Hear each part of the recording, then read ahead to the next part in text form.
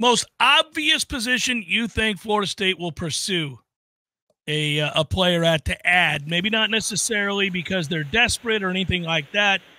Give me the position you think that it's no doubt they're going to add somebody. Defensive interior. I think defensive. Yeah. Makes sense.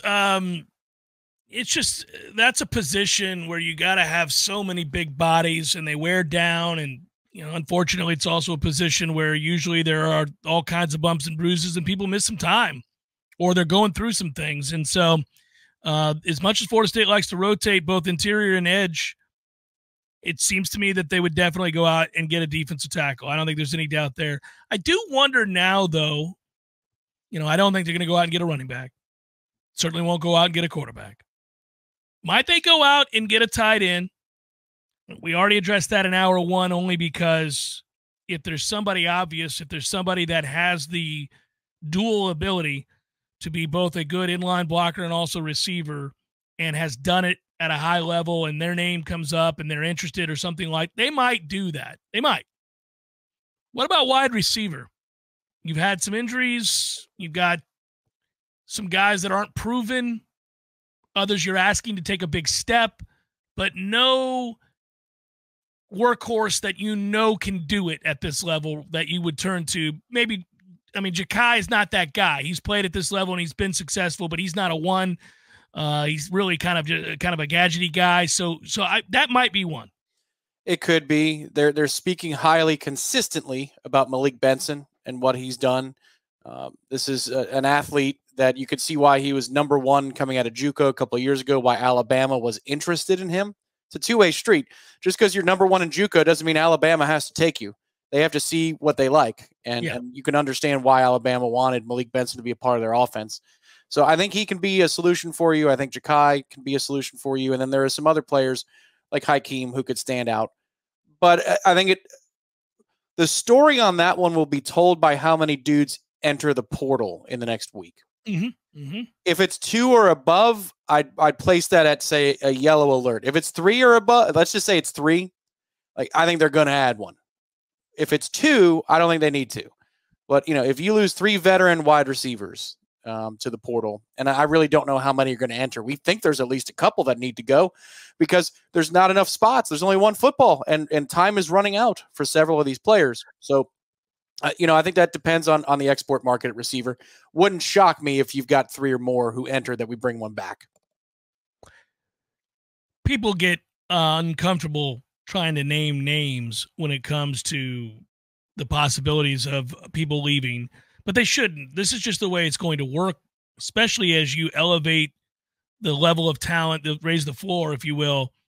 The guys that we expect to see play a lot in some capacity this year at wide receiver would be Kentron Portier, Malik Benson, Hakeem Williams, Ja'Kai Douglas.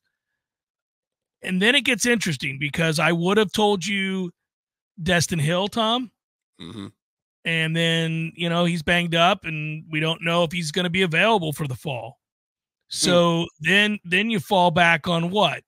Vendravius Jacobs, Deuce Spann, and Darion Williamson?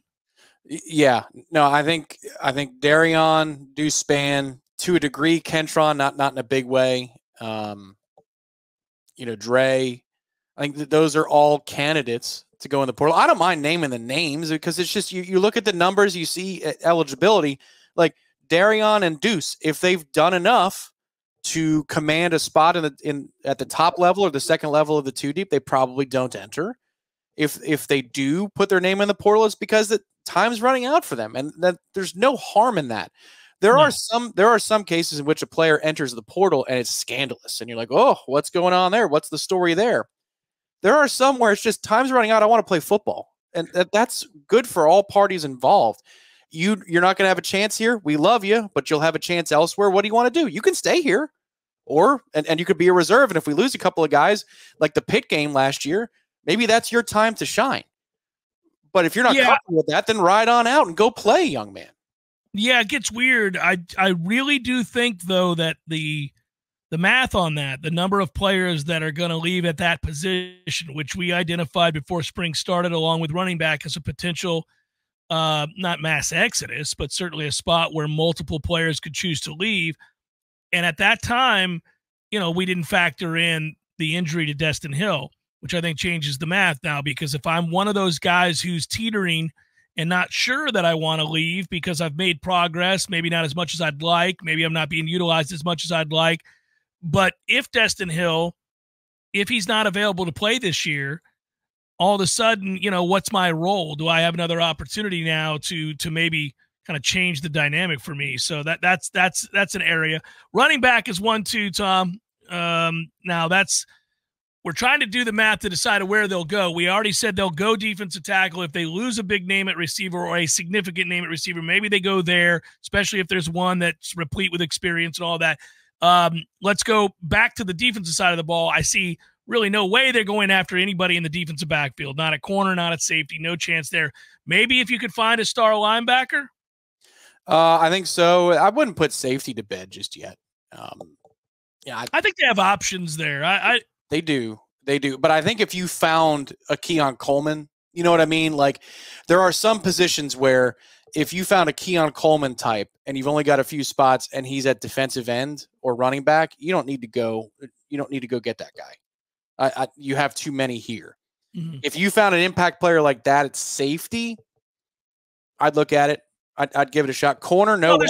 There's a star out there. Somebody just pointed it out simultaneous to me saying it in the chat. I mean, we've all seen that, right? The big name out of Texas A&M. Everybody knows that's available. Yeah. I just corner. I wouldn't. Safety, I would think about it. At least it comes down to beyond need. Like, I think defensive interior is a need. But then it gets down to you're doing the math on, well, this guy could be a starter for us. This guy could be all conference for us. This guy's a rotational player. Like, if safety is on that all conference level, I'd think about it. It mattered a lot last year. I'm not saying that guys have regressed. I'm not saying that guys haven't developed, but corner looks a lot more secure than safety to me right now outside of Shaheem. Only other position where I think they would be wise to maybe think long and hard if it's available, if it's somebody that fits. Again, they're in a bit of a position of luxury more so than they've been in the past. They don't have to go out and get anybody right now. Like, they're a good football team. We think as is would vie for a college football playoff spot and conference championship. So they don't have to go out and get anybody. Prior to last year and the year before, you felt like, you kind of need to go get somebody. I mean, and there were positions specifically where we went, man, if that is available, I would do it. Receiver turned out to be one of them. As soon as Keon Coleman's name came out, we were like, woo, let's go. What are we doing here? Well, time to ride. To your credit, I don't forget these things when it goes the other way. I was like, man, are we gonna upset the apple cart here? I think with Kentron, we got a good thing going in the spring. Johnny's Johnny. You'll have some options over the middle of the field.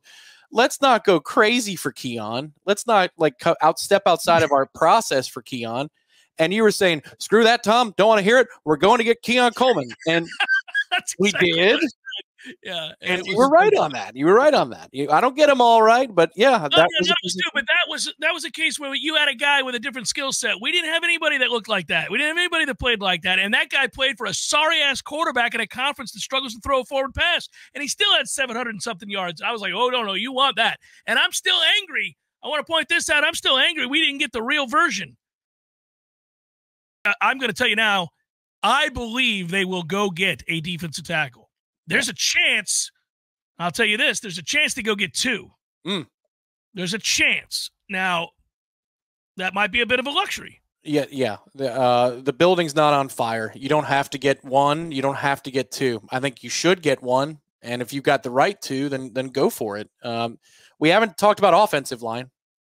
Would you touch offensive tackle? If you get a stud offensive tackle, I'd take it only if it's available and it's the right guy. That's what I was talking to about the fit. Sorry, I was about to go to offensive line.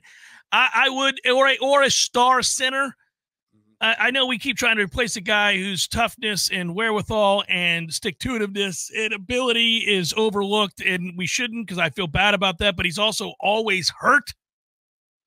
Yeah, this is also an opportunity where if you don't have any glaring needs this year, you can go. I saw James B. in the Heisen League chat was talking about A&M's safety, even if he's a depth piece as a sophomore. You don't have to go get a one-and-done player this window. You can get somebody that sets up to be a multi-year solution for you. Like, if you could find a tackle that maybe he doesn't beat out Byers or Washington this go-around, but you really like him, as a redshirt freshman to anchor your offensive line for the next 2 seasons. Like, that's the math that the collectives have to do here. That's very difficult. You do have high school recruiting and a budget, for a lack of a better term there. You've got a scholarship limit that you want to work around, work with. Then you've got the portal, but then there's this middle ground, which is 2 and 3 year portal players. Sure. Maybe the best answer is to go get somebody who serves you a little bit this year, but a lot next year and the year after. Yeah, you got to be careful. I mean, we think Otto is going to be a stud. You just don't want to shake up that apple cart, right? I mean, you got a couple of guys that in Simmons and Otto that you feel very, very good about moving forward. So just, you'd have to be delicate. You'd have to be delicate. But hey, but listen, we trust them.